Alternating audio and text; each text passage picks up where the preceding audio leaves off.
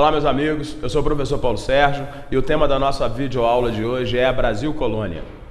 Brasil Colônia, gente, ele é aquele momento da história do Brasil, aquele momento inicial da história do Brasil na perspectiva dos europeus, na perspectiva dos portugueses. É bom que se diga isso, por quê? Porque a nossa história, ela está colocada nos livros a partir de uma visão do outro.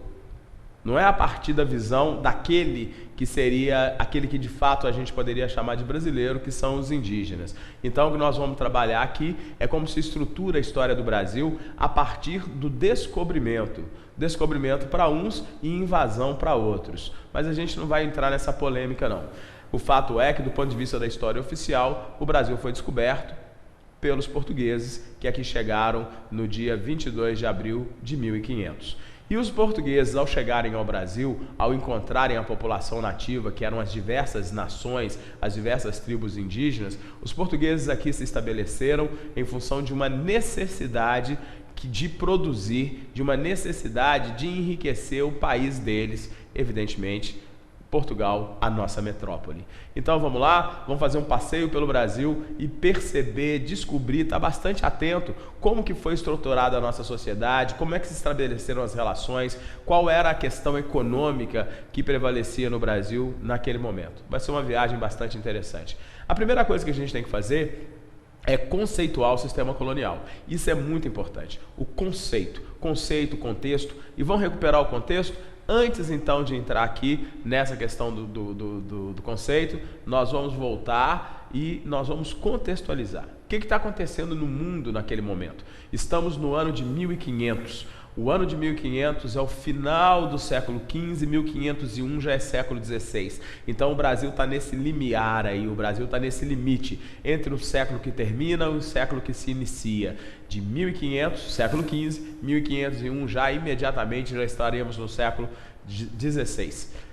Mas o que está acontecendo no mundo? E o mundo naquele momento é a Europa. Naquele momento o que está acontecendo na Europa é o mercantilismo, é o absolutismo, é o chamado antigo regime.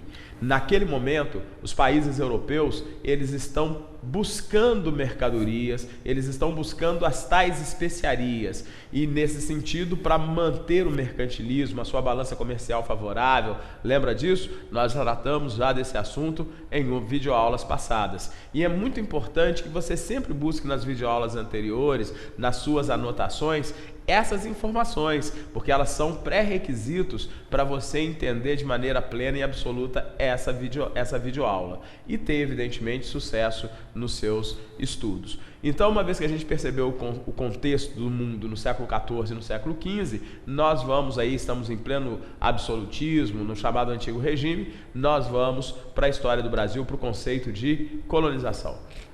O sistema colonial, ele, como o próprio nome diz, sistema. O que é sistema? Sistema tem uma complexidade de relações.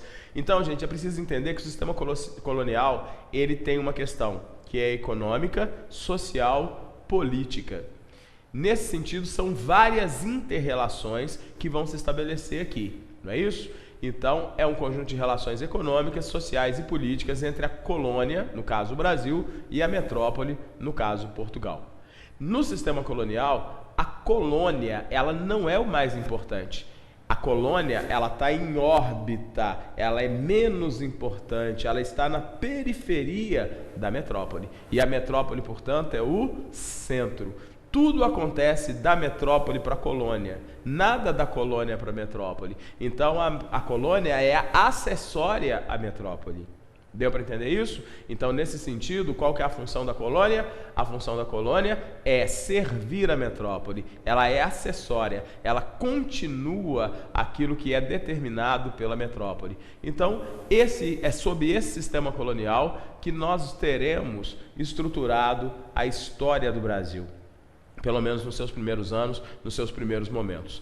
Nas colônias lusitanas, e o que é lusitano? Lusitano é espanhol, lusitano é português, me perdoem, português.